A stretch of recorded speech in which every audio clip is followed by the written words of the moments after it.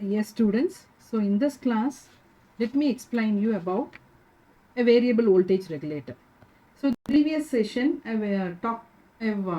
we have been discussing about the fixed voltage regulator, which is about 7805 IC, and how that 7805 IC have been used as a for current boosting, and also for how that 7805 IC was used to as a current source. The one thing what you have to remember here is that the constant fixed voltage regulators can provide only a constant voltage of a preset value, probably about 5 volts, 12 volts, 15 volts. A preset value of voltage can only be obtained from that of your fixed voltage regulators. Now, if suppose my application is going to need a voltage which is not present in that constant voltage regulators, then I have to devise a different regulator so that I get that particular voltage. In that case, we go for this variable voltage regulators. So here I can adjust the value of my output voltage of the regulator by varying the resistance that is present in the circuit. So one such variable voltage regulator is LM117 or LM317 and also IC723. So in this session, I'll be discussing you with LM317, what is this IC and what is the role of this IC, how this IC is going to work. The concepts will be explained to you in this lecture. Yes. So now, as said earlier, this LM317 is a variable voltage regulator. I can vary the voltage very precisely that is required for the load. Yes. And here, the voltage that is obtained from this LM317 IC, it is about 1.2 volts to about 37 volts. I can vary the voltage from 1.2 volts to 37 volts, and this is a series regulator. Now you have to remember what is a series regulator. Series regulators are the regulators which are connected in series between your input and output. That becomes a series regulator. Your LM317 is also a series regulator. The structure of your LM317 or the connection diagram of your LM317 is given over here. The same thing applies. You have got a reference voltage, an error amplifier, and two transistors are present here. These two transistors are like protective circuits, and you have got a protection circuit. This transistor is like boosting the current or regulating the current. Everything will be done by these transistors, and the feedback is taken from your output and it is fed to the error amplifier. Let me understand how the voltage is getting varied with the help of this circuit diagram. So here, and before going into the working of this circuit, let me say few things about LM317. The current that is delivered by LM317 will be about 0.1 amperes to 1.5 amperes. The voltage is 1.2 volts to 37 volts, and the power dissipation will be about 0.6 watts to 20 watts. Yes. So here, this LM317 acting as a variable voltage regulator needs two resistances. You can see here two resistances are present, R1 and R2. These two resistance it is like a voltage division circuit connected together.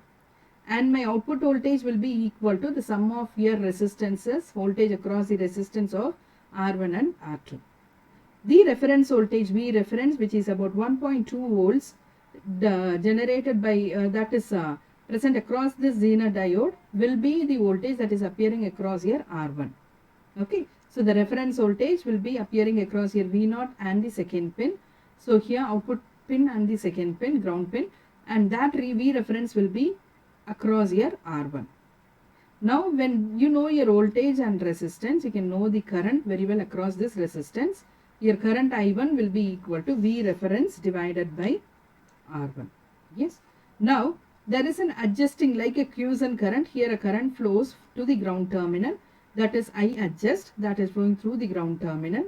Now this, it is the adjust pin. Actually this is the adjust pin. There we have got a ground pin. In LM317, instead of ground, it is called as adjust pin. So a current is delivered by the adjust pin, I adjust, that flows to the ground. You can see here in this diagram, the current through the resistance R2 will be equal to the current from the resistance R1 I1 plus this I adjust. So both the current sum are and flows to the resistance R2. Yes. So now I can find, knowing this current R2, I can find out my V2, that is equal to I2 into R2. Yes. So now instead of this I2, I can substitute that. I2 is actually the summation of I1 plus I adjust. So both I can sum up together and I apply it over here. After applying, you can see here the equation is put over here. V reference plus of R2, V2 is R2 into I1 plus I adjust. And this I adjust, as the quiescent current, this current is to be very small. And for simplification purpose, let me neglect this current. This current is neglected. I adjust is neglected. When I adjust is neglected, you will have your V0 to be equal to V reference plus R2 into I1. Yes. And I1, it is the current through R1, which is V reference by R1. So instead of here I1, you can substitute V reference by R1.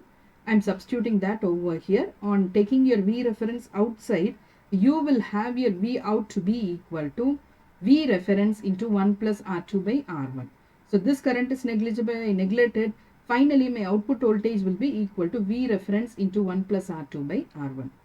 So what you can see here is, you can vary your output voltage by varying this resistance value.